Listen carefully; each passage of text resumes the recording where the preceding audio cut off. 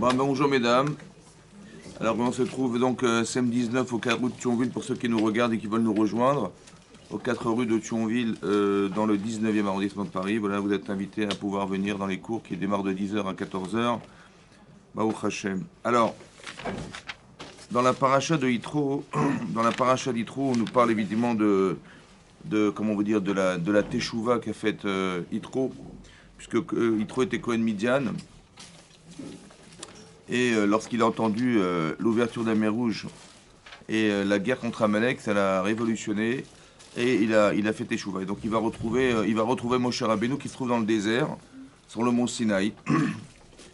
Et alors que lui-même, c'était un des ministres de Paro, et donc il quitte le royaume de Pharaon d'Égypte pour rejoindre Moshe Rabbeinu dans le désert. Donc il fait une teshuva très sincère, authentique. Et qu'est-ce qui se passe après qu'il ait donc vu tout ce qui s'était passé et que Moshe lui avait raconté tout ce qu'ils avaient vécu jusqu'à présent? C'est marqué la chose suivante. Vaïmi Machorat. C'était le lendemain. Alors Rachid expliquait que, en fait, il n'y a pas vous savez que la Torah ne suit pas l'ordre chronologique de l'histoire. Parce que ici, les Machorat, on dit le lendemain. Le lendemain, en fait, il s'agit du lendemain de Yom Kippourim. C'est-à-dire que, pour savoir, il faut que vous sachiez historiquement comment ça s'est passé. Le 6 Sivan, le jour où on fête Shavuot, le jour où on fête Shavuot, en fait, il s'agit du jour où Hachem s'est révélé. D'accord? Il s'est révélé au monde, il a dit deux dibrot, deux commandements, et on n'a pas pu entendre plus que ça, et à la suite de ça, Moshe a dit les autres. D'accord? Et donc c'est ce fameux événement historique et extraordinaire de la révélation d'Hachem dans le monde. Ça, c'est le 6 Sivan. Ensuite, Moshe Rabbeinu, le lendemain, il monte sur le Har Sinaï. Il redescend le 17 Tammuz. Le 17 Tammuz, c'est le jour où on aurait dû recevoir la Torah. Les premières tables de la loi, c'est le 17 Tammuz. Et malheureusement, il se rend compte qu'on a fait le veau d'or. Et donc, il brise les tables de la loi. Il nous fait faire Teshuvah, etc. Et à la suite de ça, il remonte sur le mont Sinaï le 18 pour rester 80 jours. C'est-à-dire, il a dû faire pardonner le clan d'Israël de la faute qu'ils avaient faite du veau d'or. Ça a duré 40 jours. Et ensuite 40 jours pour recevoir la deuxième table de la loi. Et là, on se retrouve le 10 Tishri, le jour de Kippour, où Hachem a dit Salarti Kitvarecha, j'ai pardonné comme tu m'avais dit. Et donc, ça devient un jour de kapara, d'expiation de faute qui va rester cristallisé dans l'histoire, qui s'appelle le jour de Yom Kippourim. C'est là qu'on reçoit les deuxièmes tables de la loi. D'accord? Le 10 Tishri. D'accord? Et là, les Machorat. Donc, on est le lendemain de ce jour. Et c'est marqué Vaïmi Machorat. Et donc, le lendemain, Vayeshev Moshe Lishpot et Ta'am. Alors que Moshe était en train de juger le peuple. Donc, Rachid expliquait comment il pouvait juger sans la Torah. Alors, forcément, il avait reçu la Torah. C'est la preuve qu'il avait reçu, pas les premières, mais les deuxièmes tables de la loi. Vayarmod A'am al Moshe Minaboker Adaïrev. Et donc, était tenu, le peuple était debout du matin au soir. Voilà ce que dit la Torah. Donc, la Torah relate du fait que Moshe était assis sur son trône et que les gens étaient là du matin au soir. Et Rachid expliquait, qu'est-ce que la Torah voulait nous dire avec ça? Alors Rachid nous explique la chose suivante. C'est marqué comme ça. Rachid nous dit, voilà, Vayamod Aram, Vayoshev Kamelech, il était installé comme un roi. Vekulam Romdi, mais tout le monde était debout. Veuksha Davar les Yitro. Mais ça a déplu à Yitro. D'accord? Shaya Mezalzel Bigvodan chez l'Israël. Il était en train de dénigrer le respect qu'on doit du peuple juif. Lui était assis sur sa chaise, d'accord? Et les gens étaient debout du matin au soir. Et ça, c'est choquant, ça l'a choqué. Comment il n'a pas pu... comment il reste lui assis et les gens debout, ça se fait pas, d'accord? Veochacho alken, et c'est sur ça qu'il lui a fait reproche. Donc quand il va parler trop, en fait, c'est vu comme un reproche. Chez Neymar, Madou atayushev levadecha, il lui a dit, pourquoi toi tu es assis là seul? Vekulam nitsavi, mais tout le monde se tient debout devant toi. D'accord? Voilà ce qu'il a dit. Donc ça veut dire la Torah nous relate ça pour nous dire que quand Yitro il a vu cette situation, ça l'a choqué. Comment il est assis tout seul et les gens sont du matin au soir, ils sont debout comme ça. C'est désobligeant vis-à-vis des gens qui sont debout, qui attendent. Voilà ce qu'il a dit. Alors c'est marqué donc alors c'est-à-dire Vaya Choten Moshe et Kol Asher Osé la âme. Et donc, Yitro a vu tout ce que Moshe faisait au peuple. Vayomer, ma davarazé asharata osé. Il dit, c'est quoi la chose que tu fais?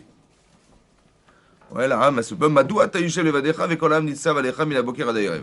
Pourquoi tu es assis donc sur ton trône et les gens sont debout du matin au soir?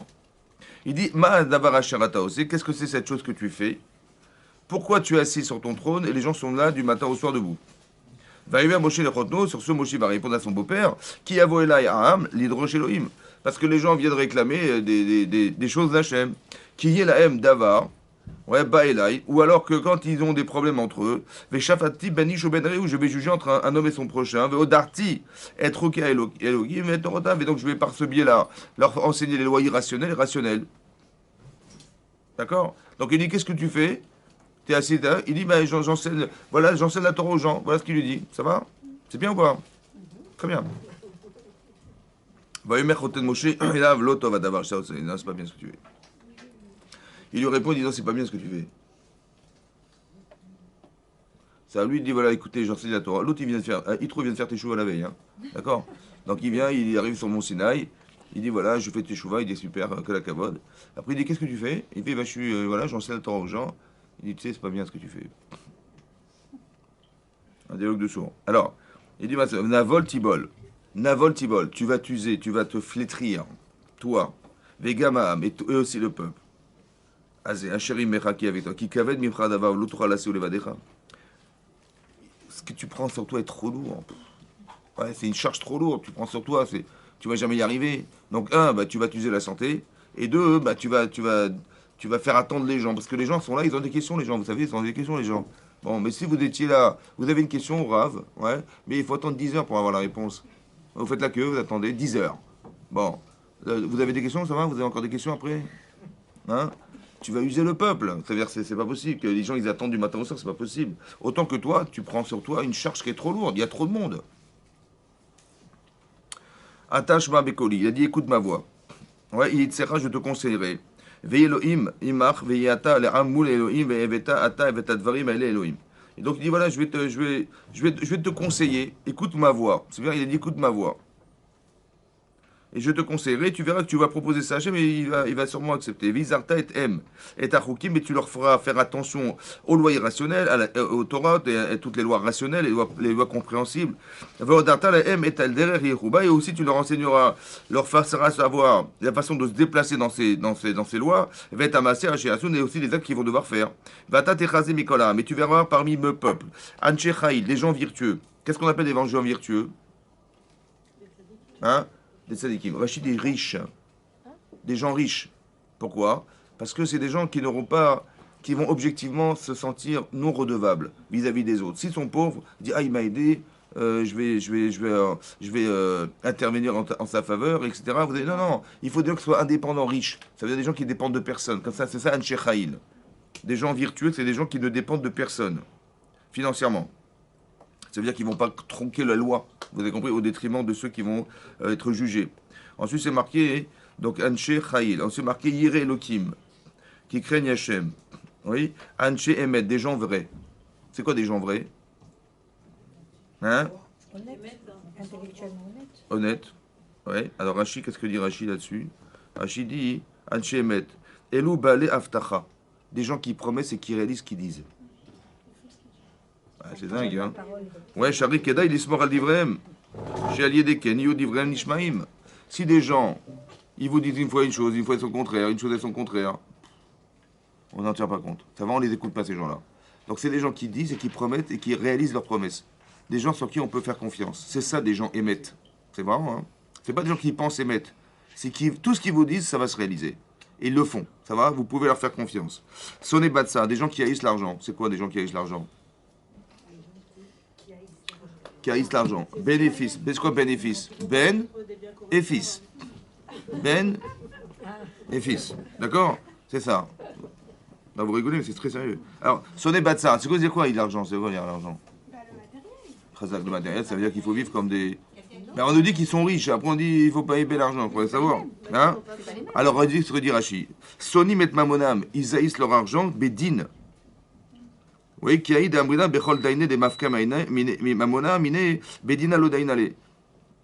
Que si quelqu'un, vous savez, un juge, s'il se trompe, par exemple, il y a un problème entre deux personnes, l'autre il pense qu'il lui doit 10 000 euros, l'autre il dit non, je ne te dois rien du tout. Finalement, il a fait un jugement qui était tronqué, il s'est trompé.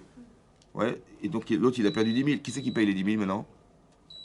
Bah, c'est le juge. Sonner l'argent, il a haï Le fait de devoir se tromper parce que c'est lui qui va payer. C'est ça son débat de ça. Celui qui a eu l'argent, c'est pas qu'il a eu l'argent. Il a eu l'erreur qu'il va devoir faire pour devoir lui-même payer ce qu'il a voulu faire payer aux autres. Vous avez compris ce que c'est? C'est ça. C'est ça. Ensuite, il a dit comme ça. Donc on cherche des gens comme ça avec des midotes particulières. C'est eux qui vont être les juges. Et c'est marqué Samtalem Saré Alafim. Donc tu vas les placer en Saré Alafim, on va dire en juge par milliers. Il y avait combien d'hommes? Combien il y avait d'hommes dans le peuple juif à l'époque? 600 000. Donc 600 000 divisé par 1000, ça fait combien? 600 000 divisé par 1000. Ça fait 600. Razak, 600. Maintenant, sonner. Alors il y a marqué Saré Alafim. Soré Meot. 600 000 divisé par 100. Ça fait 6 000. Saré Hamishim par 50. Ça fait 12 000. Vesaré Asarot par 10, ça fait 60 000. 60 000 plus 12 000, ça fait 72 000, plus 6 000, ça fait 78 000, plus 600, ça fait 78 600. On va te remplacer. Hein. Et on va nommer 78 600 juges. Pour te remplacer. Vous avez vu ce qu'il a pris sur lui, mon cher Rabbeinu, ou pas? Bon. Et eux, ils jugeront les gens de tout instant. Toutes les choses difficiles, on te les apportera. Les choses plus simples, c'est eux qui les jugeront. Ça veut dire que tu pourras supporter, voilà. Disons qu'on va faire quoi? On va déléguer, d'accord? On va remplacer ton travail par 78 600 juges. Ouais, pourquoi? Pour éviter les queues. Parce que les gens, ils font la queue pendant des jours et des heures et des heures. Là, tu vois, ils vont taper à la porte d'en face et le rave, il est en face. Il dit, ah oui, j'ai une question, il va répondre tout de suite. Et toi, hein, tu vas te décharger de ça. Les choses compliquées, elles passeront par toi, mais ce qu'on n'a pas besoin de passer par toi, passe par d'autres. Et c'est ce qui va se passer. Et donc c'est marqué, donc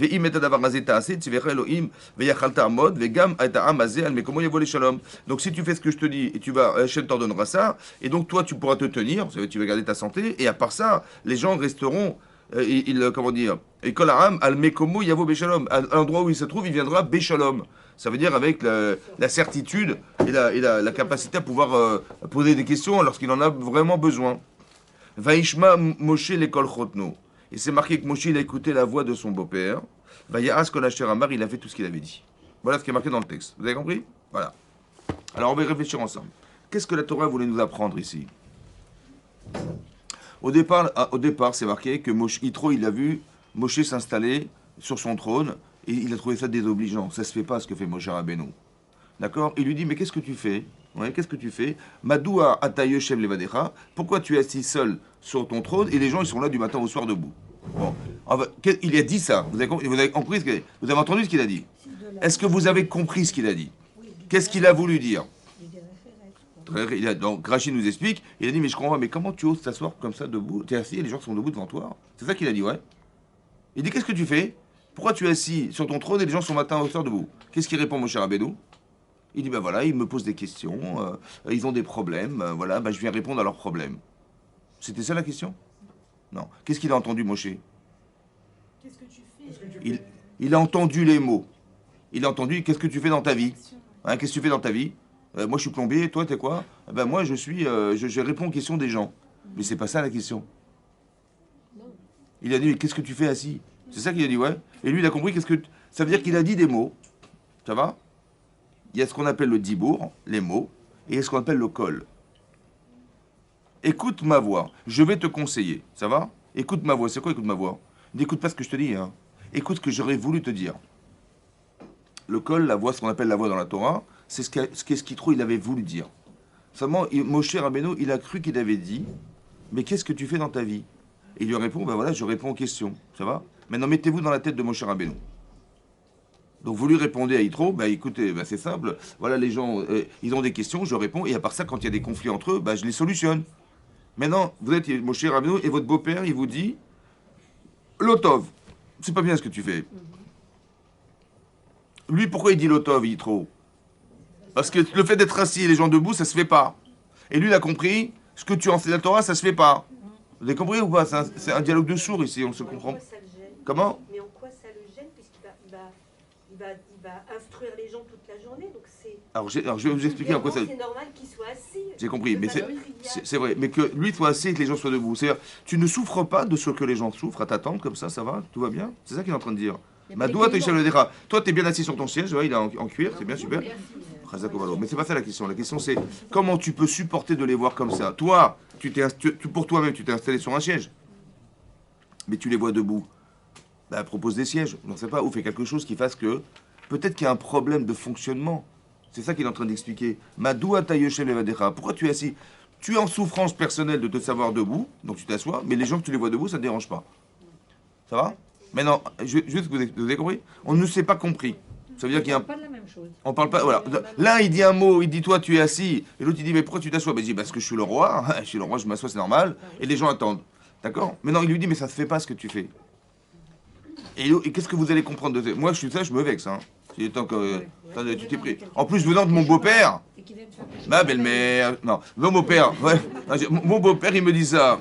Vous avez compris, le problème il est conflictuel en vérité, il devrait être conflictuel. Parce que c'est un problème familial, c'est ça qui se passe. Ton beau-père il vient et te fait des remarques. Ouais, monsieur il a toujours des choses à dire. Surtout qu'il a fait des chouvas la veille. Ouais, c'est ce que j'avais dit avant, ouais, il a fait des choses. Donc moi je dis, attends, comment il peut se permettre? Bah oui. Attendez, qui c'est qui est monté de son Sinaï?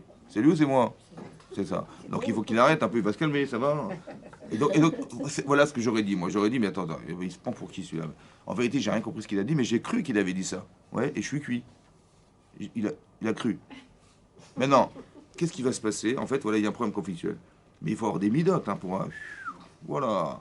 Mon beau-père, qu'est-ce qu'il me raconte, les Vous avez dit qu'ils ont nommé 78 600 personnes, ouais. C'est Rachid qui ramène, c'est pas moi qui ramène. Mais juste que je vous explique, écoutez bien. Maintenant, il dit, écoute, je vais te conseiller, écoute ce que je vais te dire. Moshe, qu'est-ce qu'il a répondu à la question? Il a répondu, il a dit, je fais mon métier, hein, j'enseigne la Torah aux gens. Qu'est-ce qu'il lui dit? Léotov Machato, c'est pas bien ce que tu fais. Bon. Il dit, c'est pas bien ce que tu fais, ça veut dire quoi, c'est bien ce que tu fais? Il dit, écoute, je vais te donner un conseil, tu vas m'écouter. Parce que tu vas t'user la santé, ça va? Et tu vas fatiguer le peuple. Qu'est-ce qu'il répond à ça, Moshe Rabbeinu? Qu'est-ce qu'il a répondu? Qu'est-ce qu'il a répondu? Je vais tout faire ce que tu dis. Non, non, qu'est-ce qu'il a répondu? Il n'a rien répondu du tout. Il a dit, écoute, vas-y, je t'écoute. Vas-y. C'est-à-dire, il dit, mais toi, tu vas t'user la santé. C'est pas possible, ça va? Et non seulement tu vas t'user la santé parce que tu vas te flétrir, et en plus de ça, tu vas fatiguer le peuple. Parce que les gens attendent du matin au soir. Ils disent, ouais, qu'est-ce que j'y fasse? Je suis le seul médecin de la région. Voilà. On vit à la campagne. Les gens, ils font la queue. Qu'est-ce que je te dise? C'est ça, oui ou non? Il n'a pas de solution. Alors il dit, je vais te conseiller. Écoute ce que je vais te dire. C'est intéressant de voir que Moshe, il n'a pas trouvé la solution à son problème. Il dit, mais j'y peux rien. C'est comme Jean dit, mais j'y peux rien, c'est comme ça. Hachem, il m'a demandé d'enseigner la Torah. Je suis monté j'ai la volonté d'être monté. J'ai eu cette faculté à pouvoir enseigner la Torah aux gens. Qu'est-ce que je dis face? Hachem, il m'a demandé cette mission, il m'a demandé. Ça veut dire qu'il y a des gens dans la vie, ouais. Est-ce que c'est ça qu'il avait demandé à Hachem, à votre avis? Dites non, dites non. Très bien. En fait, c'est ça qu'il dit, mais c'est pas ça qu'il t'a dit Hachem. Je vais te conseiller, tu vas voir, tu vas demander à Hachem, tu vas voir que j'ai raison. C'est ça qu'il est en train de dire, il est trop haut. C'est pas ça qu'il t'a dit. Ça veut dire qu'il y a un problème d'écoute. Hachem, il t'a dit, tu vas acheter la Torah, tu vas l'enseigner aux gens. Il t'a dit, toi, l'évade, toi tout seul, tu vas le faire. C'est ce qu'il a cru, mon cher Rabbeinu. Il dit, mais j'ai cette mission, c'est obligé. Et donc, le fait que je me sente, en vérité, le fait que je me sente l'obligation d'être le seul à pouvoir enseigner la Torah, ouais, ça m'empêche de croire que je vais devoir déléguer ce devoir aux autres. Ça va? Vous avez compris ça? Parce qu'Hachem, il m'a dit à moi de le faire. Et moi, j'ai cru que c'était moi, exclusivement moi. Alors comment tu veux que je fasse? Mais ils sont obligés d'être... Hachem, il m'a dit ça, je ne vais pas, Chazé Shalom, transgresser sa parole. Il dit, c'est pas ça qu'il t'a dit, Hachem. Quand il y a marqué l'Otov, ça veut dire quoi, l'Otov? L'Otov, ça veut dire pas bien, d'accord? Ça veut dire quoi, pas bien? Hein? Ça veut dire, c'est le Yetzer Hara. Ah bon? Ah oui, quand on dit Tov, quand on dit l'Otov Yot Adam Levado, le type dit, non, mais moi je suis tranquille, tout ça, très bien. Ouais. Moi, j'ai rien besoin de personne, je suis indépendant. Ça va? En vérité, pourquoi c'est pas bien d'être seul? L'Otov, il y a marqué dans toi, l'Otov Yot Levado. Ça n'est pas bien d'être seul. Alors Hachem, il va lui proposer de se marier. C'est vrai, Adam Arishon. Mais ça veut dire quoi, c'est pas bien d'être seul? Ça veut dire quoi d'être pas bien d'être seul? C'est quoi l'Otov d'être seul? Hein? Non, mais c'est quoi qui est pas bien d'être? C'est quoi d'être seul? Le contraire, c'est Yetzirah. Très bien. Mais ça veut dire quoi? Ça veut dire quoi d'être seul? Hein? Mais je pense que ça écoutez bien. D'être seul, c'est de se suffire à ce qu'Hachem il m'a donné. C'est-à-dire, Hachem il m'a donné la vie, il m'a donné l'intelligence, la sensibilité, la vue, l'ouïe, de me mouvoir, de réfléchir. Il m'a donné tout ça. Moi, j'ai rien choisi, hein, c'est Dieu qui m'a donné. C'est vrai? Et l'homme, il dit, mais moi, je suis très bien comme ça. Voilà, je suis très bien comme ça. Super. Lotov, il faut que tu partages ce que t'es. Pourquoi? Parce qu'on t'a pas demandé d'être. Comme on t'a pas demandé d'être juif, bah tu l'es déjà. Ta maman est juive ou pas? Oui? Bah t'es juive, Chazak ou Balour. On t'a demandé d'être juive? Non, tu l'es déjà. Par contre, il faut le devenir, hein. Attention. Ah, c'est pas pareil, hein. C'est-à-dire que là, il dit Sarah, Tiratov, qu'est-ce que tu vas choisir d'être? Et ben pour choisir d'être, il faut quelqu'un d'autre. Il faut bien qu'il y ait quelqu'un d'autre, que ce soit ta femme, que ce soit de la vie courante, tes enfants, tes machins. Il faut bien que tu deviennes. Qu'est-ce que tu vas faire de ce que je te donne? Hachem, il dit. Oui? Le seul qui peut dire qu'il est seul, c'est Hachem. Parce qu'Hachem, il crée quelque chose auquel il ne dépend pas. C'est ça d'être l'évado. Vous avez compris? On dit en od mi l'évado, il n'y a rien d'autre que lui. Ça veut dire que lui, il n'a pas besoin des autres pour vivre, pour exister Hachem. À la différence de nous, où on a besoin d'exister, c'est peut-être quoi exister, c'est extérioriser ce que je suis, c'est ça exister. Et donc qu'est-ce que je vais faire? J'ai besoin des autres pour savoir d'abord qui je suis. Je ne sais pas qui je suis moi. Vous êtes intelligente, j'en sais rien. Vous êtes fainéante, vous êtes brillante, vous êtes... est-ce que vous mangez du cirage? Non, parce que vous êtes brillante. Non, non plus. Donc c'est-à-dire qu'il faut savoir ce qu'on est. Donc on a besoin des autres. Est-ce que tu es sensible? Est-ce que tu es indifférente? Est-ce que tu es... Mais j'en sais rien. Donc tu as besoin d'être confronté à quelqu'un d'autre ou quelque chose d'autre pour pouvoir le savoir. Déjà. Et à part ça, pour devenir, il faut faire. Et pour faire, il faut quelqu'un. Lotov, yot adem. Lotov, ça veut dire, si tu penses comme ça, c'est Yetsera. C'est ça que ça veut dire. L'idée est fausse. Vous avez compris? Donc quand il dit Lotov machata osé, c'est faux ce que tu penses. C'est Yetzerara te fait croire que tu dois... Tu as compris, en vérité, qu'Hachem, il t'avait demandé, toi, uniquement toi, tu dois enseigner la Torah au peuple juif. C'est faux. C'est Yetzerara qui t'a fait croire. C'est-à-dire que l'interprétation, tu t'es engagé honnêtement dans quelque chose qui n'était pas de ton ressort. Vous avez compris pourquoi? Pourquoi? Parce que Moshe, il a juste oublié une chose. C'est qu'il a un corps. Son corps, il va supporter ça. Tu te dis, mais non, c'est pas grave, j'ai la volonté. Mais non, mais tu te rends compte de ce que tu prends sur toi? En fait, tu te rends compte que tu prends sur toi la charge de 78 600 personnes. C'est une sacrée masse quand même, hein? Où est le Stade de France? C'est 80 000 personnes. Voilà, il a pris tout ça sur lui. Hein? 78 600 personnes. Mais il a pris sur lui tout ce travail. C'est énorme. Donc son corps, il va supporter. Il y a des gens qui prennent sur eux des choses. Ouais, il y a des gens qui sont très perfectibles. Vous savez, il y a des gens qui adorent la perfection et ils font confiance à personne. Voilà. Comme en entreprise. Surtout les femmes, surtout vous, mesdames. Non, je gueule. Il dit non, je vais faire moi parce qu'il va faire n'importe quoi. Non, laisse tomber. Je vais demander à personne, hein. Ni mes enfants, ni mon mari, ni personne, parce qu'ils font n'importe... Une fois il a raté le truc, c'est fini. Terminé. Attendez, regardez. C'est surtout, voilà. Surtout les ménages. Moi, j'ai mon microscope pour voir les tâches. Je dis, qu'est-ce qu'il veut avec sa loupe? Ça va pas? Bon. Vous avez compris ce qu'il fait? Donc je peux pas. Non, il faut que je fasse moi-même. Je ne peux pas déléguer. Parce que je vais être déçu, je vais être machin. Et donc j'ai besoin du silence. Non, j'ai besoin de faire moi-même. Sinon, je risque d'être déçu, jamais personne. Le problème, c'est qu'on prend et on prend et on prend et on prend et on devient folle. Ça va? Hein? C'est pas de la gava, oui, c'est peut-être de la gava, mais ça peut être surtout du fait qu'on n'ait pas confiance aux autres. J'ai pas confiance, il a raté une fois, il va rater toute sa vie. C'est comme ça. Hein? Et donc le problème c'est ça, on n'a pas confiance. Et donc on n'arrive pas à déléguer. Et en fait on prend sur toi 1, 2, 3, 4, 5. Après je suis crevé, je suis fatigué. Ouais. Comme les gens à Pessah, qu'est-ce qu'ils font à Pessah? Les femmes, qu'est-ce qu'elles font à Pessah? Elles cherchent le Hametz. Hein? Ouais. Ou elles lèvent les murs. Hein, elles lèvent les murs. Le ménage de printemps, vous avez compris, il faut que la maison soit comme ça. Hein? Et comme ça le soir de Pessah, là où il y a les bisbottes, on est OK ou on est KO? On est KO. Alors qu'on devrait être OK. On dit ouais bien sûr, je me prépare à la fête. Non, on inverse. Et Arafat. Vous avez compris ce qui se passe? On est KO. Et le problème, c'est ça, c'est qu'on est fatigué. Oui, madame? Une question, c'est que quand Moshe Rabbeinu, ok, il a enseigné, etc., mais il n'a pas pensé aux générations futures. Il fallait bien à un moment donné qu'il délègue. Écoutez-moi bien, écoutez-moi. Quelqu'un qui est responsable. Vous êtes chef d'entreprise. Vous allez demander à la secrétaire de votre travail?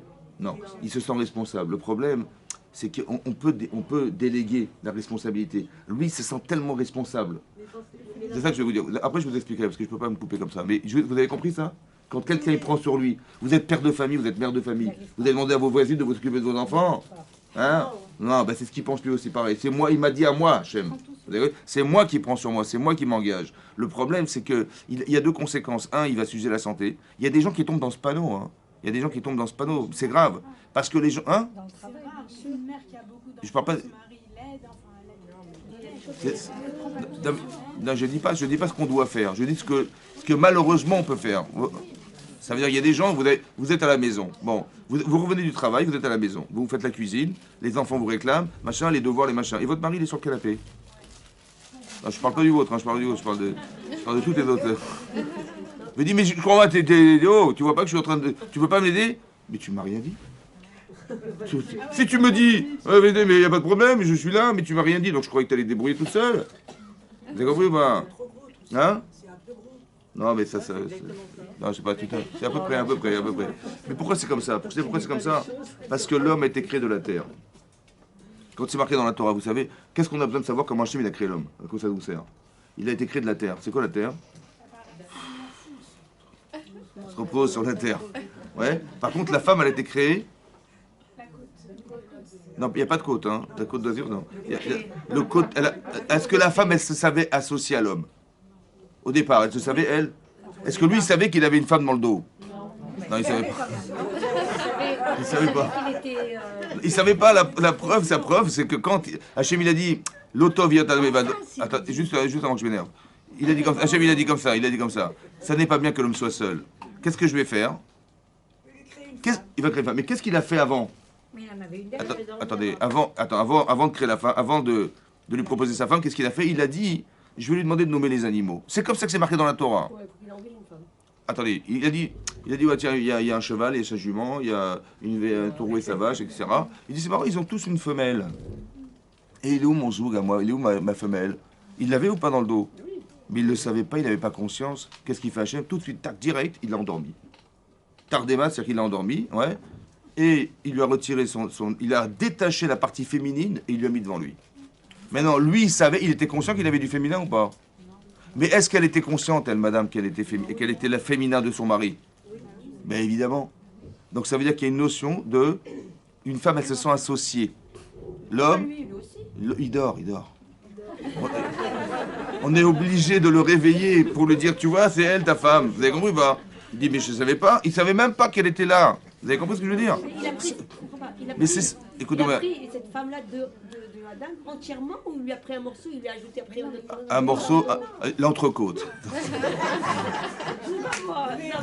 Dans Adam, il avait une femme entière. Bien sûr. Ils étaient. Rachid disait qu'ils étaient. Rachid dit qu'ils étaient jumelés. Ils étaient des jumeaux. Ils étaient jumelés. Rachid ramène de Midrash. 2 pieds et 4 pieds et 4 mains. Non, pas 4 pieds. C'est la moitié. Alors, remarquez qu'il a remplacé la chair qu'il avait, il l'a remplacé par de la chair. Donc il n'a rien vu, lui. Mais il était comme vous et moi, voilà, comme pareil. Mais en vérité, il avait sa femme dans le dos, ça va? Et donc il lui a retiré son épouse pour lui mettre devant. Il dit, ah, c'est marrant. Et tout à coup, comment elle s'appelle sa femme? Lui, il s'appelle comment, lui? Et elle s'appelle, elle? Isha! Qui met Ish Lukachazot. Tout à coup, il a changé son nom. Allez comprendre. Il a dit, elle s'appelle Isha, parce que Ish. Mais tu t'appelles pas Ish, toi, tu t'appelles Adam. Bon, c'est une petite parenthèse, réfléchissez. C'est pas à méditer. Mais pour vous expliquer. Pourquoi je vous ai dit ça? Pour vous expliquer. Très bien. Mais elle était consciente ou pas? Très bien. Mais pourquoi je vous ai dit ça? C'était pour vous expliquer. Voilà. Ah oui, c'était pour vous expliquer pourquoi il est sur le canapé et que vous êtes en train de truquer. Mais là, vous saurez que votre mari, il est fait de Adama. D'accord? Donc il n'est pas associé à vous forcément. Il ne s'associe pas forcément à vous. Donc c'est un travail à faire, vous, de lui apprendre à s'associer à votre... Quand une femme sort du travail, elle a un autre travail. Mais lui, est-ce qu'il en a un autre? Il est fatigué. Donc comme vous le savez, maintenant, vous n'allez pas vous énerver. Il faut lui dire, mais évidemment, il est né de Adama, c'est normal qu'il soit comme ça. Donc moi, je vais lui apprendre à s'associer à moi. Donc pourquoi il vous répond, mais tu m'as rien dit? Parce qu'il n'a rien à faire, vous avez compris? Donc il n'a pas besoin de ça, il ne se sent pas associé. C'est pareil. Donc l'associativité, c'est ça qui va se passer. C'est que sa femme, elle a dû aller apporter ce devoir d'être associée. C'est pareil. Moshe Rabbeinu, il est complètement impliqué dans sa mission. La mission, c'est de recevoir la Torah. La mission, c'est de la transmettre au clan Israël. C'est ça qu'il doit faire. Et donc, il s'implique complètement. Est-ce qu'il est sensible, Moshe Rabbeinu? Là, il dit, a priori, il n'est pas sensible. Il voit les gens debout du matin au soir, il est là, il la regarde comme ça. Est-ce qu'il est sensible, Moshe Rabbeinu, ou pas? Peut-être soulagé. En général, il est sensible ou pas? Oui, extrêmement sensible. Extrêmement sensible. D'où vous savez? Du mouton. Dans l'Égyptien. Oui, mais dans la Torah... Les Juifs, de l'Égyptien. Chazak. Mais d'où c'est marqué dans la Torah qu'il est sensible? Dans la Torah même. Parce que c'est marqué dans le Midrash. Chazak au Baruch. Il y a marqué là-bas que Moshe était prince d'Égypte, d'accord? Et il est donc prince d'Égypte, donc il était dans le confort, dans le luxe et dans le... Et qu'est-ce qu'il a dit? Il a été voir ses frères. Vayarotam, Bessivlotam. Il les a vus dans leur labeur. Ouais. Qu'est-ce qu'il a vu? Rachidi Nathan Enav. Et Libo, Liot Metzer Aleem. Il a mis ses yeux, il a été les voir. Il a mis son cœur pour être en souffrance. Il faut que je souffre. Il a dit, il lui-même, il a enlevé sa blouse, là, il était là, il a été cassé des pierres. Mais pourquoi faire? Pourquoi faire? Pourquoi faire? Pourquoi faire souffrir? Pourquoi faire? Lui, il dit, moi, j'ai mes études, elles sont payées, je mange très bien, je suis dans la royauté, vous avez compris, il est au royaume, il est dans le royaume. Il voit de sa fenêtre, il voit les gens comme ça qui sont en train de casser des pierres là-bas, tu vois? Il dit, mais non, mais il peut pas supporter ça. Il y va, il fonce, il y va. Pourquoi il y va? Parce qu'il veut les sauver, écoutez-moi bien, il veut les sauver. Écoutez bien. Le degré d'insistance qu'il va avoir auprès d'Yitro pour les sauver, le degré d'insistance qu'il va avoir auprès d'Yitro pour les sauver dépend de la souffrance qu'il a. Ouais, comme ça. Le degré d'insistance qu'il a d'aller souffrir pour eux, parce qu'il faut aller convaincre par eux, il va accepter par eux de les libérer ou pas? Lui, il veut les libérer, mais il va accepter ou pas? Il faut leur dire, mais pourquoi? Parce que monsieur veut pas les lâcher. Mais si je dis, voilà, bon, j'ai vu qu'ils souffraient, les gens. Bon, j'ai vu par ma fenêtre, j'ai vu qu'ils souffraient. Ok, je vais voir par eux, je dis, écoutez, vous savez, ça se fait pas de les mettre des gens comme ça en souffrance. Il dit, écoute, occupe-toi tes oignons, rentre à ta chambre, ça va? Mais non, il dit, bon, écoute, j'ai essayé, mais j'ai pas réussi. Tu sais pourquoi t'as pas réussi? Parce que tu souffres pas assez de les voir comme ça. Alors il faut que je souffre, et je souffre, et je souffre, et je vais mettre mon cœur et mes yeux, machin, parce que je pourrais pas rester comme ça. Mon niveau d'insistance, c'est mon niveau de souffrance. Vous avez compris ce que je veux dire? Mon niveau d'insistance, combien je vais insister auprès de parents pour dire c'est mon niveau de souffrance que j'ai vis-à-vis d'eux. Si je souffre tellement, je vais insister. Si je souffre pas, je dis bah écoutez, j'ai essayé. J'ai vu, hein, mais j'ai pas mis mon cœur. Voilà, j'ai vu, mais j'ai pas pu. Comme on dit souvent, j'ai vu, mais j'ai pas pu. Non. Pour que tu puisses réussir ton projet, il faut que tu sois à la mesure de pouvoir le faire. Mais comment? Mais il faut que tu souffres. Et qu'est-ce qu'il fait lui? Il se fait souffrance. Il va là-bas, il va les voir. Et il voit les photos. Le soir, il a les photos. Il a pris les photos, il regarde l'album. Et le matin, il prend des pierres. Il met son cœur, il met tout. Il se rend malade, quoi. Il se rend malade pour eux. C'est ça. Donc il est sensible ou pas? Là, il est sensible. Et là, c'est quoi la différence? Parce que les gens sont debout pour la Torah. Si déjà, hein? Les gens ils sont debout pour la Torah. Ça veut dire qu'on se justifie la souffrance des autres. C'est un truc de fou, ça. On se justifie. On dit, mais qu'est-ce que tu veux que j'y fasse? Je suis tout seul. Vous avez compris? Et donc ça me préoccupe même pas de les voir debout, parce que j'ai plus rien. Je suis le seul médecin dans toute la ville, dans la campagne. Bon, les gens, ils font la queue. Mais si, attendez, vous n'avez pas honte, ils font la queue. Mais qu'est-ce que j'y fasse? Je suis tout seul. Vous avez compris ce que je veux dire? Donc je supporte parce que je sais que j'ai pas le choix. C'est ça que ça veut dire. Mais en vérité, il lui dit l'otov. C'est quoi l'otov? De ne croire qu'il n'y a pas de solution. Mais oui, il y a une solution. Mais je vois pas comment je peux faire. Mais je suis responsable, je suis engagé. Comment tu veux que je fasse? En fait, je suis enfermé dans mes obligations. Je suis enfermé dans ma vérité. Je suis enfermé dans ma vérité. Je suis sûr qu'Hachem, il m'a dit ça. C'est ça qu'il a dit, Hachem. Tu vas y aller tout seul. C'est ça. Il m'a dit tout seul. Non, il m'a pas dit, mais c'est ça qu'il a voulu dire. Vous avez compris? Le vouloir dire de la loi. Qu'est-ce que la loi elle a voulu dire? Ben, Hachem, il t'a dit, vas-y, je te donne la Torah. On était combien? On n'était pas 50, on était tout seul. Il m'a donné l'étape de la loi et je suis descendu avec. Il m'a pris toute la Torah pendant 40 jours. C'est à moi qu'il a C'est à moi qu'il a rendu responsable. C'est à moi qu'il m'a demandé. À moi, il a demandé d'enseigner la Torah aux gens. Ça va? En fait, c'est pas ça qu'il t'a dit. L'otov. Qui sait qu'a cette faculté à le faire? C'est le bruit que vous entendez qui dérange les shiurim pendant les shiurim. C'est très important. Vous entendez là? Voilà. Ce que je veux vous dire, c'est d'apprendre à entendre. D'apprendre. Une phrase très importante que vous avez dit. Après, demain, après. Juste, parce que je vais pas finir, sinon c'est dommage. Écoutez bien. Après, il y a le jour, il est là. Mais c'est comme ça. Et vous avez compris, ce qui se passe, c'est que c'est pas possible. C'est ça. Ça veut dire comme ça.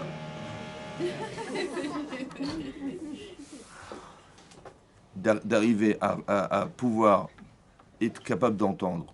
Il y a tellement d'a priori. Vous avez compris? On a fait exprès, c'est un dialogue de sourds, c'est fait exprès en fait. Parce que ce qu'on apprend de Moshe Rabbeinu, c'est qu'il a la capacité à pouvoir écouter avant de réfléchir. Vous avez compris? Si tu dis, je vois mon beau-père qui me dit, mais c'est pas bien ce que tu fais alors que j'enseigne la Torah, ça va? Je dis, attends, je réfléchis à ce qu'il me dit. Je dis, attends, il se rend compte de ce qu'il fait. Moi, je pars avec tous les a priori. Hein. C'est-à-dire que c'est mon beau-père, c'est machin. Il se mêle de ce que je lui dis. En plus, il vient de faire tes joues. Il me dit ce que je fais, c'est pas bien. Il comprend rien. Vous avez tous ces a priori qu'il fait. En vérité, je lui dis, écoute, je vais refuser d'écouter. Je dis, oui, je vous écoute, allez-y. Mais j'écoute rien du tout. Pourquoi? Vous savez pourquoi? Parce que j'ai réfléchi. J'ai réfléchi quand il m'a parlé. J'ai traduit ce qu'il m'a dit. Oui, parce qu'en Alors qu'en vérité, j'ai fait exactement la même... J'aurais pu faire la même erreur que celle que j'ai fait quand j'ai écouté Hachem me dire tu vas enseigner la Torah aux gens. Alors il dit écoute-moi bien, je vais te conseiller. Ça va? Et attends juste une seconde, je vais te conseiller. Ça veut dire, essaye de m'écouter. Vous savez pourquoi il faut m'écouter? Il a dit ça, vous savez pourquoi? Parce que Moshe, parce que c'est quoi la qualité essentielle de Yitro? C'est quoi le premier mot de la paracha? Ishma. Est-ce que lui l'a entendu ou pas? Mais tout le monde a entendu. Tout le monde a entendu l'ouverture de la mer Rouge. Tout le monde a entendu la guerre contre Amalek. Tout le monde a entendu le matin de Torah. Vous savez qu'il y en a un qui s'est bougé? Il y en a un qui est venu se convertir, il y en a un? Non. Lui, il a marqué Mashmoa Shamaouba. La Gemara dans Zvachim, elle dit là-bas. Mais qu'est-ce qu'il a pu entendre qui l'a fait bouger? C'est quoi la question des Chazal? Qu'est-ce qu'il a pas? Il a entendu ça, il a entendu ça. Non. Quelle forme d'écoute on peut avoir pour nous faire réagir? C'est ça. Parce que lui, il a réagi, les autres n'ont pas réagi. C'est pas normal. Pourtant, tout le monde a entendu. Ça va? Pourquoi il a réagi à votre avis? Pourquoi lui, il a entendu? Parce qu'il est en recherche de savoir. Le principe de la Shmia, c'est comme ça. D'apprendre à écouter, c'est d'être en recherche de réponses. J'ai des problèmes, je ne comprends pas. Qu'est-ce qui se passe? Où est-ce qu'il est le bon Dieu? C'est qui le bon Dieu? Où est-ce qu'il est le dominant? Où est-ce qu'il... Je ne sais pas. Vous savez ce qui va se passer? Je vais voir un événement. Mais tout le monde va voir la même chose. Mais comment tu l'as traduit, toi? Il dit, mais ça, c'est Hachem, ça. Mais non, je sais qu'Hachem, c'est le Dieu de tous les dieux. Parce que ça. Mais qu'est-ce que tu as vu là-dedans? Vous avez compris pas? Plus là que les Makot Misraïm, qu'est-ce que tu as pu... Il y a une écoute. L'écoute, en vérité, il faut qu'on se soit préparé à pouvoir entendre ce que les autres n'entendront rien. Parce qu'en vérité, pourquoi? Parce que ce que j'ai vu vient répondre à quelque chose. Ça vient répondre à quelque chose. Par contre, je dis, ils ont fait la guerre, ok, d'accord. Ils ont eu de la chance, la mer s'est ouverte, ils ont, je sais pas comment c'est, ils ont eu une chance, et un torrent, je sais pas, une tornade qui est arrivée, waouh, la percée la mer, incroyable. Ils ont eu de la chance. En vérité, je veux dire, c'est marqué dans le ciel. Les astrologues de Méria, c'est marqué dans le ciel. C'est ce qu'il a dit à Amalek. Mais il dit, mais tout ce qui s'est passé, mais c'est déjà prévu déjà. C'est marqué dans le ciel déjà. Les astrologues, qu'est-ce qu'ils font? Les astrologues, 120 ans avant que naisse Moshe Rabbeinu, ils ont dit à Paro, tu sais, il est né le Moshiach chez l'Israël. Mais on a vu dans le ciel qu'il va mourir par l'eau. Ah, il y a super, donc on va noyer tous les enfants. Pourquoi il va mourir par l'eau, dit l'Agma dans Sanhedrin? Pourquoi le sauveur d'Israël, on ne sait pas qui c'est, hein, mais il va mourir par l'eau. Parce que, à la fin de sa vie, quand on lui a demandé par Achat Roukat à Moshe Rabbeinu, écoute, ils sont assoiffés, prends ton bâton et parle au rocher. Qu'est-ce qu'il a fait? Il a pris son bâton et il a frappé le rocher. Et là-dessus, Hachem a dit, écoutez, puisque vous n'avez pas eu confiance en moi pour me sanctifier, vous ne rentrerez pas en Israël. Tu vas mourir dans le désert. Donc qu'est-ce qu'ils ont vu? Ils ont vu mort, ils ont vu l'eau. Ils ont dit noyade. En vérité, c'était faux. C'était la faute et c'était le rocher. Vous avez compris? Ça veut dire que 120 ans avant qu'il ait fauté, ils l'ont vu dans le ciel. Tout est marqué dans le ciel. C'est ça qu'ils ont dit. Donc si tu as réussi, c'est marqué dans le ciel. La mer s'est ouverte, mais c'était marqué dans le ciel. Vous avez compris? Donc il n'y a rien au-dessus du ciel. C'est ça qu'ils pensaient. Et c'est ça que Yitro, il pensait. Il a dit non, là j'ai vu que non. Parce que quand la mer s'est ouverte, Veille Bakeo Amaïm, en vérité Rachid nous dit bizarrement que toutes les mers se sont ouvertes. Pourquoi toutes les mers? Pas les mêmes mers. Toutes les mers elles sont ouvertes. Pour dire quoi? Pour dire que tous les océans ils se sont ouverts. Et les océans recouvrent la terre. Et donc qui c'est qui est le dominant de la terre? Qui c'est qui peut dire à tous les océans de s'ouvrir alors que chaque océan il est indépendant l'un de l'autre? Chaque océan il a son nom. Chaque courant c'est Hachem. Il a vu que le dominant de tout c'était ça. Il a vu aussi, quand on a fait la guerre contre Amalek, qu'il a levé les bras Moshe Rabbeinu. Ad Bo Hashemesh. Jusqu'à ce que se couche le soleil. Et Rachid expliquait que les Amalekim y pensaient, que tout est dépendant du Mazal. C'est quoi le Mazal? C'est les 12 signes zodiacales qui vont déterminer le mazal des gens. Ça va? Mais le mazal dépend des heures. Et les heures dépendent du soleil. Les heures, elles dépendent du soleil. Rachid nous dit que qu'est-ce qu'il a fait Moshe Rabbeinu? Ils ont dit, il faut faire la guerre à telle heure. Et là, j'ai vu dans le ciel qu'on va gagner la guerre. Comme ça, ils ont dit à Amalek. Et donc, ils ont prévu l'heure où ils allaient gagner. Ils voyaient dans le ciel qu'il y avait Mars en face de Vénus et je sais pas quoi, que c'est le moment précis où on va gagner la guerre. Qu'est-ce que fait Hachem? Il dit, Moshe, il arrête le soleil. Il arrête les heures. Et là, ils sont devenus malades. Ils ont dit, le soleil s'est arrêté, comment on va faire? Il revêt ta chaot. Il a fait exprès. Et c'est comme ça que le Mazal, il a pas pu arriver. Et c'est comme ça que les Bnei Israël ont gagné la guerre. Vous avez compris ce qui se passe? Donc, qui c'est qui est au-dessus du Mazal? On a fait appel à Hachem au-dessus du Mazal. Qui c'est qui éclaire toute la terre? Le soleil. Vous avez vu? Le soleil éclaire toute la terre. La mer recouvre toute la mer. Hachem Eloké Hashamaim ve'aretz. Dieu, il est le Dieu du ciel. Il est capable d'être au-dessus du mazal. Il est au-dessus de la mer. Parce que la terre, parce que la mer, elle recouvre toute la terre. Vous avez compris ce que je veux dire? C'est ça qu'il a eu, c'est ça qu'il a révolutionné. Parce qu'il était en recherche de savoir qui était la tour de contrôle du monde entier.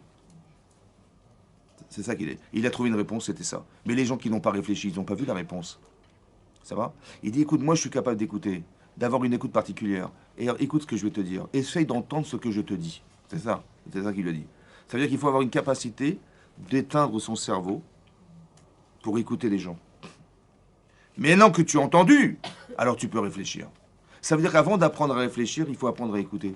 Vous avez compris? C'est ça qu'il lui dit. Avant d'apprendre à... Parce que qu'est-ce qui se passe en général? Vous parlez avec une dame, ça va? Vous avez une copine, vous parlez avec elle. Vous n'avez même pas fini votre phrase. Elle dit, oh, mais c'est bon, j'ai compris, tu voulais dire ça, tu voulais dire ça. Ouais. Des fois ça tombe bien, et des fois ça ne tombe pas du tout bien. Ça va? Il dit, mais c'est pas ça que je voulais te dire. Vous avez eu? Il a dit, Lotov. Qu'est-ce qu'il a compris? Ton métier, c'est pas ça. Hein. Et l'autre, il a dit, mais non, mais c'est pas bien d'être assis. En fait, il y a des mots, en fait, on crée un contexte. Mais pourquoi? Parce qu'il a dit des mots, mais en fonction du contexte dans lequel je me trouve, je les traduis comme ça. Mais c'est une traduction que tu as faite. C'est pas exactement ce qu'il a dit. Est-ce que tu es certaine d'avoir compris ce qu'il a dit? Ça veut dire d'avoir exactement placé les mots dans le contexte. Ou dis non, tu l'as cru comme ça. C'est ce qui... Attendez, il m'a dit c'est pas bien.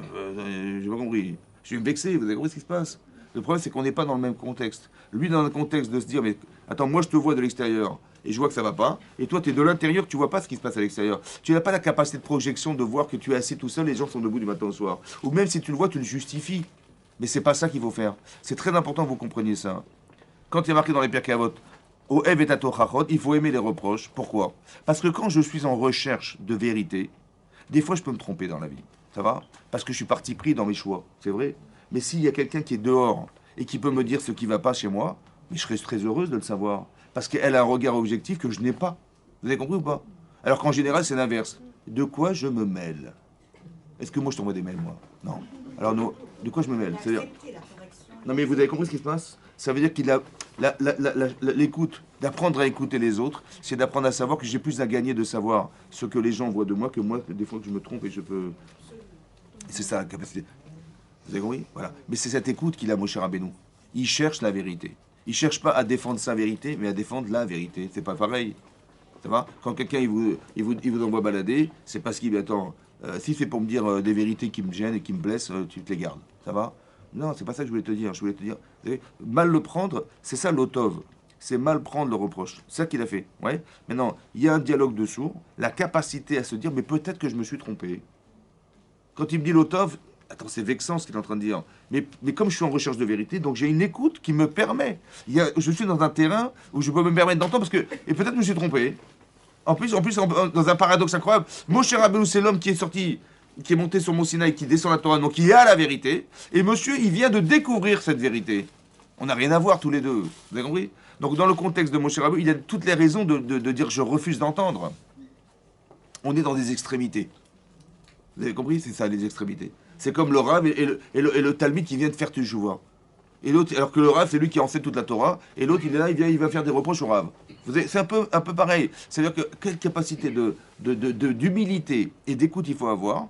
Vous avez compris? Parce qu'on peut se vexer de ces situations. Non, je suis en recherche de vérité. Je ne suis pas victime de ce que je suis. Vous avez compris? Moshe Rabbeinu, il n'est pas victime d'être cet homme exceptionnel. Parce qu'il dit, attends, non, pour qui il se prend celui-là? Non, pas victime. Vous avez compris? Et c'est ça qu'il dit. Il a écouté la voix de son beau-père. Il a écouté la voix, ça veut dire il n'a pas écouté ce qu'il a dit. Il a écouté la logique que lui n'avait pas. Il y a une logique dans un divorce. Vous avez compris? La logique, c'est de dire, écoute, tu vas déléguer. D'accord? On va gagner deux choses. Un, tu vas gagner ta santé, tu vois. Et deux, tu verras que les gens, ils seront heureux de venir te retrouver. Quand il y a des problèmes graves. Et quand il y a des problèmes, ils vont pas te déranger, ils vont aller voir ailleurs. C'est mieux ou pas? Bien sûr que c'est mieux. Il a raison, il a raison. Ça prouve son humilité. Mais c'est-à-dire qu'il faut avoir des midot. C'est ça que je vous explique. Il faut avoir cultivé la capacité à entendre. Et savoir pourquoi il faut écouter les gens. Qu'est-ce que tu gagnes à écouter les gens? Parce que quand tu penses que tu n'as pas besoin d'écouter, en fait, tu es seul. C'est ça que ça veut dire. Mais l'otov, yot levado, ça n'est pas bien d'être seul. Vous savez quoi? Nous, on croit que c'est seul, c'est pour rester célibataire. C'est pas ça que ça veut dire. Ça veut dire que ça n'est pas bien de croire que tu te suffiras à toi-même. C'est ça l'otov, yot adam levado. Nous, on croit, il faut se marier, hein, vous comprenez? Il y a marqué au Torah, il ne faut pas rester seul. C'est pas ça qui est marqué. il y a marqué, ça n'est pas bien de croire que je me suffis à moi-même. Alors bien sûr, il faut te marier, il faut avoir des enfants, il faut côtoyer les gens, c'est ça que ça veut dire. Mais c'est là, beaucoup plus large que le mariage. Ça, vous avez compris, c'est beaucoup plus large que ça. C'est beaucoup plus large. C'est-à-dire que de croire que tu vas te suffire à toi-même, mais c'est une blague. D'accord, et si tu es en recherche d'amélioration, bah tant mieux qu'il m'ait dit ça, tant mieux. Et bien sûr qu'il m'a fait voir une chose que j'aurais pas vu. Et peut-être qu'il a tort. S'il a tort, je lui dirais que tu t'es trompé. Et s'il a raison, mais je dis merci. Vous avez compris? Je vais pas me vexer. S'il a eu tort, je dis tu t'es trompé, c'était pas ça, ok. Si par exemple il dit mais ça n'est pas bien ce que tu fais. Il dit mais de quoi tu parles? Il dit bah t'enseignes la Torah, tu crois que ça vaut le coup, peut-être il vaut mieux que tu ailles travailler. Il dit bon, dans un contexte particulier peut-être, mais là dans ce cas-là c'est pas possible. Tu t'es trompé. Ou alors je dis mais non, c'est pas ce que je voulais te dire. C'est ça, c'est pas t'es assis, tu es debout du matin au soir. Tu vois pas que tu es aveugle de tes obligations? Tes obligations te rendent aveugle. Tu te rends même pas compte que les gens ils sont debout. Mais dis mais j'ai plus rien, c'est comme ça. Il m'a nommé. Tu es victime de ton poste. En vérité, ton Yitzhara, il t'a fait croire que c'était toi et uniquement toi qui devais le faire. C'était faux, l'otov yotevado. C'était faux de croire ça. Hachem, il t'a jamais dit ça. Il t'a dit, et je vais te conseiller, tu verras que c'est ça qu'il va dire Hachem. C'est ça qu'il a voulu te dire. Vous avez compris? Quand tu vois un événement, qu'est-ce qu'il veut te dire l'événement? Tu dis, toi, il y a un gars qu'on voit avec.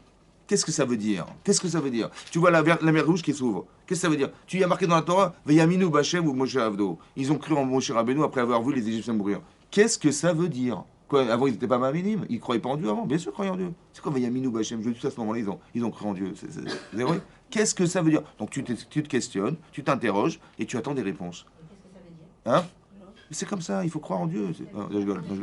Qu'est-ce que ça veut dire? C'est comme ça. C'est comme ça. Comme ça. La réponse, c'est la réponse qu'il a fait changer. La réponse il a trouvé la réponse à la question. C'est comme ça. Quand on est sorti d'Égypte, on était libre ou pas? Hein? Mais c'est bizarre, c'est marqué Vaï Béchalach. Paro. Hachem ou Paro? Pourquoi marqué Paro?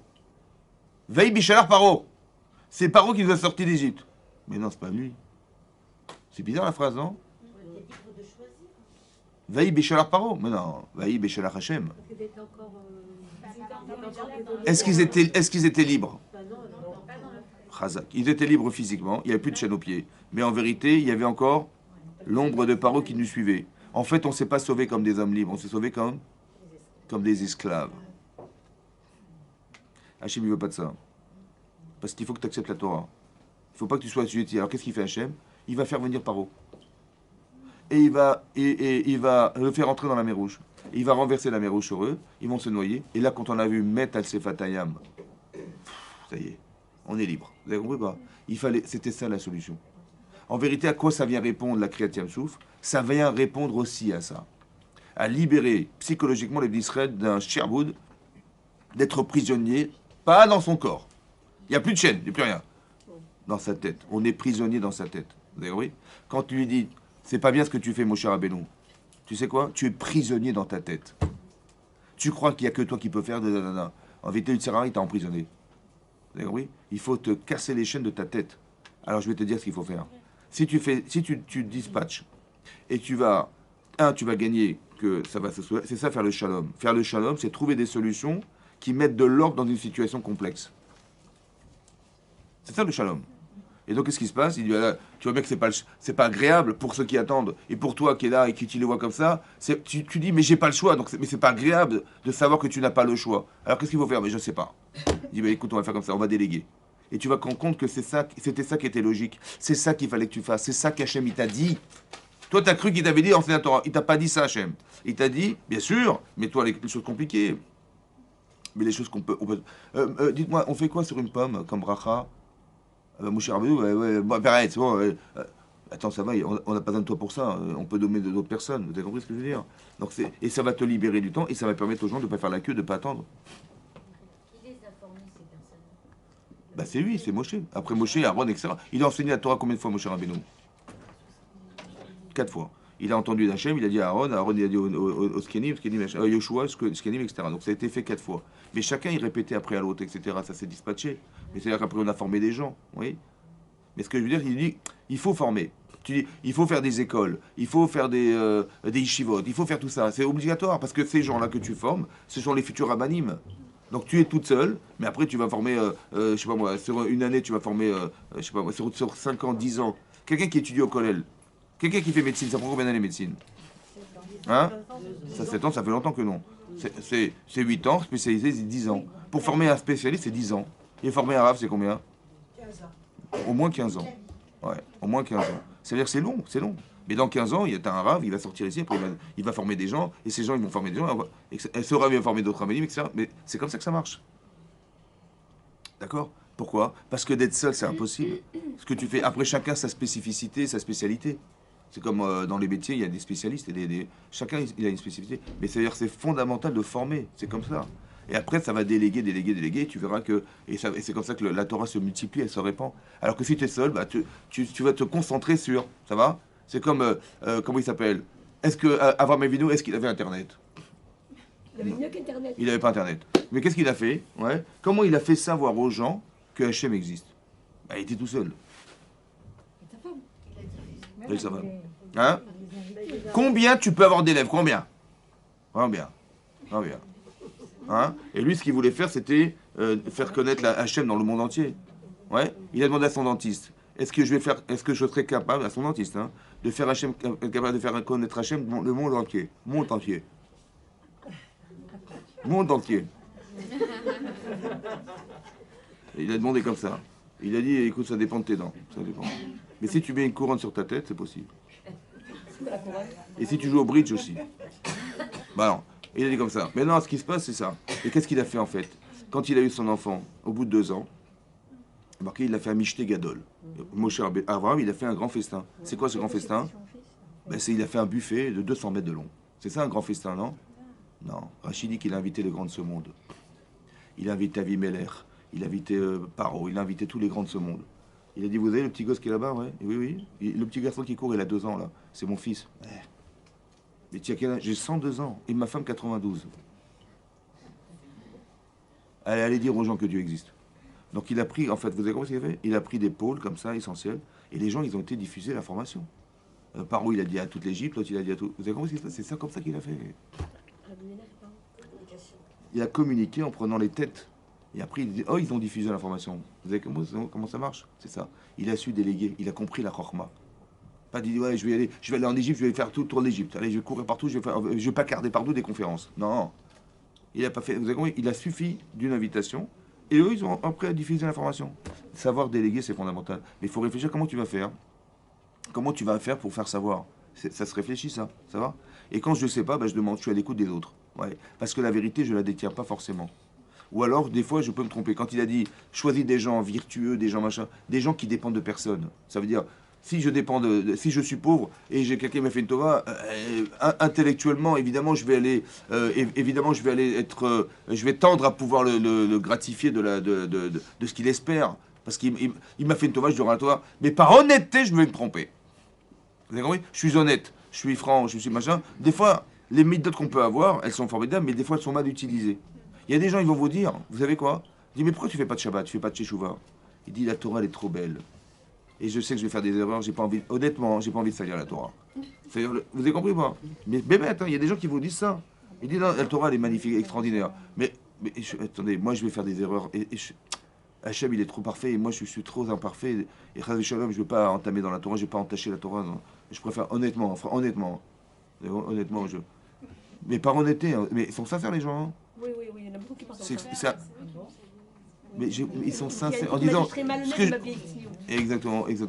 Voilà, parce qu'elle dit, voilà, moi je suis pas comme ça et tout ça. Au lieu de dire, mais je vais faire un effort. Mais non, mais c'est ça. C'est pas. Il dit, mais je vais être fausse. Voilà, c'est comme ça. Je vais être fausse. Tu me dis de porter des jupes comme ça, mais pour moi, c'est pas ce que je ressens. J'ai pas envie de me mentir. C'est incroyable. Alors, tu sais quoi? Il vaut mieux que tu montes à ton Yetzirara que tu te mentes à toi-même. Les gens ils disent, je me mens. Mais c'est pas toi qui te mens, c'est lui qui t'a roulé. Parce qu'il t'a fait croire que la émet, c'était de mettre des jupes, des mini-jupes. Voilà. Parce qu'il faut qu'on voit des jambes, mais c'est normal, comment tu veux. Voilà. Et donc les filles, c'est ça la vérité. Ouais. C'est séduisant, c'est la vérité. Mais non, c'est ce qu'on voudrait te faire croire. C'est pareil. On voudrait te faire croire que ton beau-père, il t'a dit, mais comment c'est pas bien d'enseigner la Torah. On voudrait te faire croire, mais c'est pas ça qu'il t'a dit. Alors dis, écoute, quand j'ai pas compris, ou quand je crois avoir compris, et que ça me paraît stupide, je dis, écoute, j'ai pas compris. Tu peux m'expliquer ce que tu as dit? Tu peux m'expliquer ce que tu as voulu dire?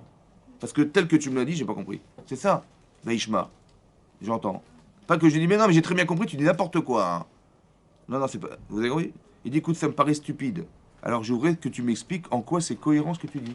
Qu'est-ce que tu as voulu me dire? Je veux écouter la voix, pas écouter les paroles. Les paroles, ça va pas.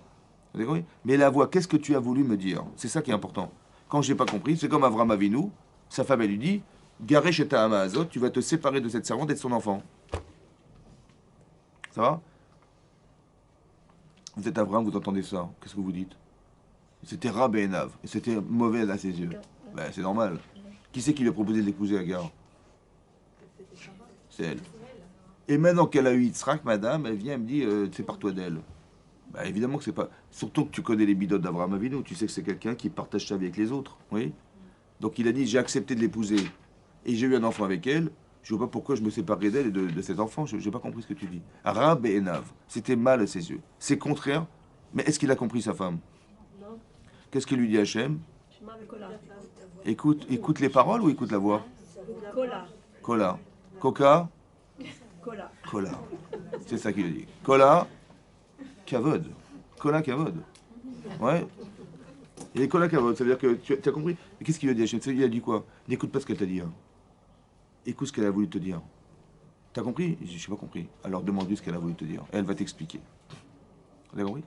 Ça veut dire qu'une femme, elle peut ressentir des choses, mais elle est sûre que son mari, il les a vues, les choses. Et donc, elle lui propose la solution, en lui disant, mais en fait, le problème, c'est qu'Ishmael, il tourne mal. Et il va influencer Yitzhak. Bon, qu'est-ce qu'on fait? Ben, il faut se séparer de cet enfant. Il est dangereux pour Yitzhak. Mais est-ce que tu peux te séparer de l'enfant sans te séparer de sa mère? Alors, on va se séparer de sa mère. Donc, elle a dit, il faut se séparer d'elle. D'accord? Elle a proposé la solution sans poser la problématique. Et lui, il n'a pas vu le problème. Il dit quoi tu parles? Mais regarde comment il parle. Regarde qui il fréquente. Regarde machin. T'as pas compris, t'as pas senti, t'as. Une femme, elle voit ça, mais lui, il voit pas. Ça va? C'est déjà elle pensait qu'il avait compris. Mais évidemment, pour ça qu'elle a proposé la solution. Et lui, ça lui était un mal. Hachem dit, mais écoute ce qu'elle a dit. Non, écoute ce qu'elle a voulu te dire. Parce qu'elle a vu des choses que tu n'as pas vues. Et Rachid dit là-bas, de là on apprend que Sarah, elle était plus prophétesse que Abraham Avinu. Ça veut dire qu'elle n'a rien vu du tout, en fait. Elle a juste senti, elle a compris. Vous avez compris? C'est ça. Des comportements, des regards, des machins, et elle a compris qu'il y a un problème. Et donc elle a dit à son mari, il faut te séparer de cet enfant. Et il n'a pas compris, parce qu'il n'a pas vu. Hachem dit, écoute la voix de ta femme. Ça veut dire, écoute ce qu'elle a voulu te dire. Dorénavant, tu sauras que quand tu comprends pas, tu dis, écoute, j'ai pas compris. Pas tu vas t'énerver, ou tu dis tu n'importe quoi, ou tu vas... Parce que tu crois que ce que tu as compris, c'était la vérité. Et c'est pas forcément ça, sûr. C'est ça qu'on apprend d'ici. Que le dialogue de sourds qui est entre les deux, c'est de nous apprendre à écouter. Vaishma Yitro aussi. Vaishma, il a écouté Moshe la voix de son beau-père. D'accord? Ça veut dire qu'il faut, il faut apprendre à préparer une écoute. Ça veut dire de se préparer à savoir entendre. Mais pour ça, il faut avoir de l'humilité, il faut chercher la vérité, pas la sienne, mais la vérité en soi, etc., qui nous permet de dire, bah, écoute, si je me suis trompé, j'accepte. Ou pas, je dis, non, mais je me trompe jamais, moi. Ouais, etc., etc. Vous avez compris? Ce que lui propose mon cher Yitro, c'est d'arriver à soulager sa vie. Alors qu'on peut être victime de croire qu'on va faire une mitzvah, alors qu'en fait, on fait une avéra. Moi, j'étais sûr que j'ai fait une mitzvah, hein. Genre, c'est la Torah aux gens, il dit, mais tu te rends pas compte, c'est Yetzerara.